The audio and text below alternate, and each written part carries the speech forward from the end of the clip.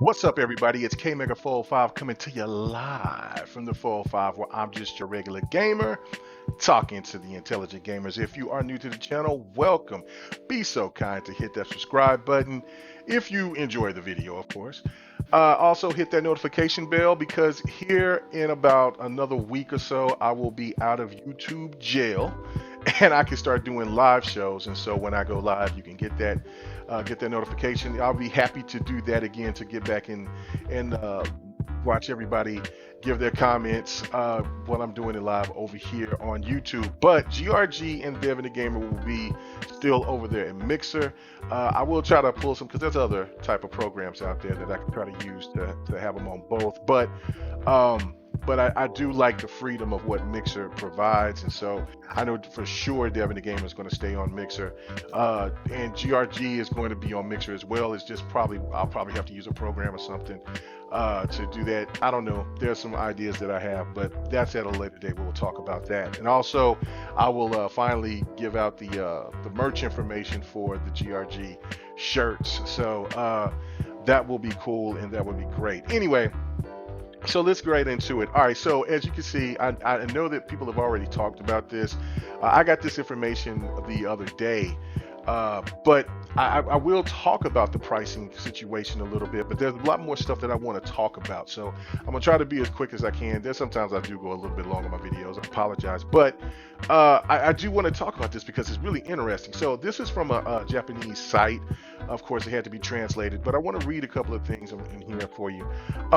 First off, it says right here, recently heard that the price is half of the XSX.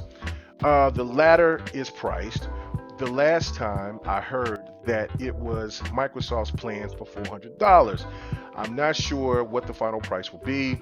I think if Sony sells for $500-$600, then Microsoft, it may be sold at a price of $200, $400, or $500.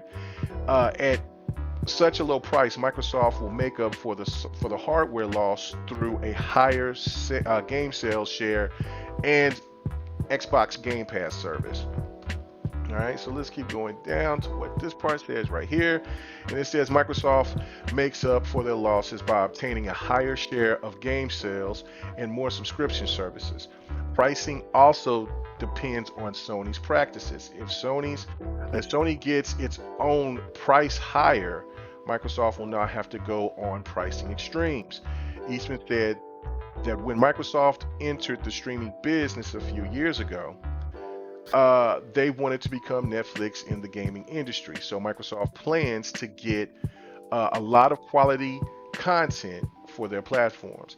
The Xbox Series X will be the key device for this strategy of Microsoft because with its lower price, it will allow Microsoft to enter a market that has never been realized before. That's why I think Lockhart is the key device for their strategy. It's low cost way to ensure that this host handles their new compression technology will be applied to xCloud in the next few years. Microsoft's plan for Lockhart is to enter one of them, never ever the price range. Microsoft hopes that the Lockhart console will be reduced to the size of Amazon Fire TV at some point in time in the future. Of course, the size of the Lockhart console will also shock everyone. All right, so that's really cool information, right? I mean, that's pretty dope. So I kind of look at this as one of those things where the pricing seems a little bit too far-fetched. I mean, now of course we know how much the Rucos and the Amazon Fire Sticks they cost, but $200, like, what are you going to get out of that? Now we've heard plenty of rumors that it will have a better chipset. The focus will be going for 1440p, maybe 60 frames per second on most games, of course. Maybe the newer games will be 30 frames per second, but that is a steal. I don't see $200, but if it was, that would be insane. I think $300 is the absolute sweet spot. Nintendo has been eating good off of the $300 sweet spot, and I think a lot of gamers that even that they bought a Switch and they're still happy with their Switch, they would look at it and go back and say, man, This thing could have been 200, and so maybe even 250, but 300 plus, man. But still, the Lockhart's going to be more powerful. Still economic for those people that has maybe a 1080p television still, or they might have a low-end 4K television, not like the QLEDs and the OLEDs, things of that nature. So it's one of those things where I think it's the smart decision. I mean, there was one point that I argued about, and I was thinking like, well, man, people like the premium product, which they do, but when it comes to just gamers who just want to get stuff, and people will call them most likely the casuals, this this is what's king. I mean, just look at the PlayStation Pro, and when you look at the Slim is the thing that got PlayStation in the homes. The Pro, it went to the hardcore. It went to people that maybe wanted, that just now got a new 4K television and they wanted to utilize it and thought that, hey, I might go ahead and get a Pro instead of doing that. Or maybe somebody went ahead and got the Slim, and then they may have seen somebody else playing on the Pro, and then they just decided that they wanted to upgrade, so they traded it in and got another PlayStation and just got the Pro instead. The same thing is for Xbox. Everybody jumped on the S right up at launch, and as a matter of fact, it did really good in the MPDs. And then the X, it did well, but of course Xbox doesn't really tell you what they've done. It's just a lot of predictions of how many consoles are out there, but that's not the point. The only thing here is the pricing point, and that's why I see why Sony now is really holding everything close to vest. Because even though with what you get with the discless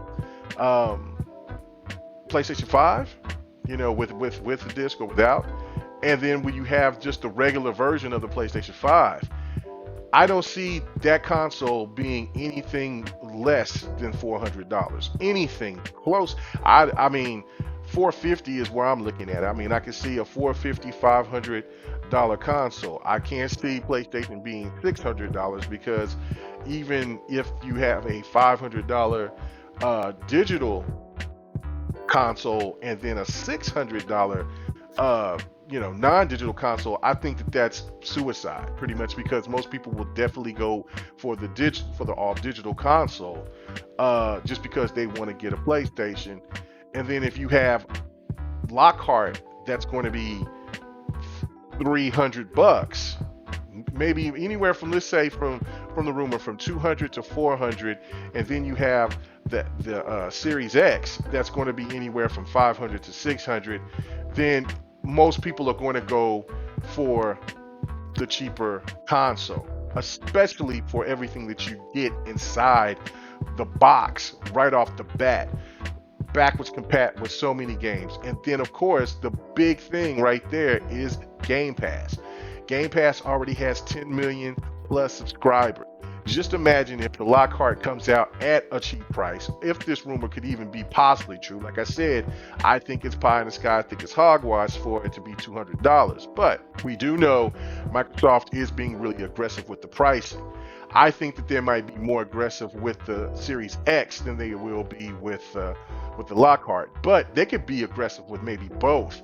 And that's why they're playing positions. And if, just like with the article that I read, it just makes everything even more exciting for the 17th, because I don't think that they'll be holding off anymore. I think maybe Xbox will be the first one to go ahead and let everybody know what the pricing is going to be for both of these consoles, just because I feel that they're that confident. Everybody can sit there and say, temper your expectations. No, there's no more of that. Xbox knows, the Xbox gamers knows, PlayStation gamers knows, the gaming media knows, everybody knows Xbox has to come with it. There is no ands, there is no buts about it. They can't have anything lackluster. Now, another point that I've been making, I've been stressing this to a lot of gamers out here that are fans of the Xbox console or the brand, is that don't fall for the narrative, because there's a lot of crazy narratives going on right here. The thing that I'm just telling to gamers is that let's not start this to where there's temporary expectations, because that dime is up.